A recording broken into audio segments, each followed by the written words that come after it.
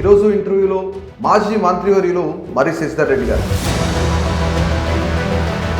బీజేపీలో అంత ప్రాధాన్యత లేదు అనే మాట వినిపిస్తుంది. నేను ఎప్పుడు అట్లాంటివి అనుకోలేదు. నిజంగా ప్రాధాన్యత ఉందా బీజేపీలో? 4 దశాబ్దాలు ఉన్న సీనియారిటీని బీజేపీ వాడుకోవడంలో వెనకబడిపోతుంది. పార్టీలో పదవులు ఎప్పుడు నేను కోరుకోలేదు. బీజేపీ కాంగ్రెస్ ఒకటే అనుకున్నారు, బీఆర్ఎస్ బీజేపీ ఒకటే అనుకున్నారు. అసలు ఏది నిజం ఉంది ఇందులో? వద్దు అన్నట్టే కోకాపేట భూముల గురించి రేవంత్ రెడ్డి గారు స్వయంగా సిబిఐ ఎంక్వైరీ చేయండి అని ఆయన. మూసీ ప్రాజెక్ట్ అనేది పనికొచ్చేదన్నా పనికిరాదు. కాంట్రాక్టర్లను మేపడానికి, జేబులు నింపుకోవడానికి.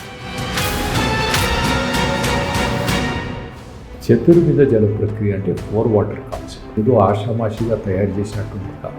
హనుమంతరావు గారు ఏమనేవారంటే రిజర్వాయర్లు అవసరం ఉండవు, వీడు ఆంధ్రోడు కావాలని చెప్తున్నాడు అని చెప్పి. కానీ రాజశేఖర రెడ్డి మంచి వ్యక్తి అని చెప్పేసి చాలా మంది చెప్పుకుంటూ ఉంటారు. 600 కోట్ల ప్రాజెక్టుకి 7,000 కోట్ల భూమి ఇవ్వడానికి జలయజ్ఞం అంతా కూడా ధనయజ్ఞంగా మారి ఈ 4 వాటర్ వర్క్స్ కాన్సెప్ట్ దానికి పాసిబిలిటీస్ ఏమేమి ఉన్నాయి అసలు?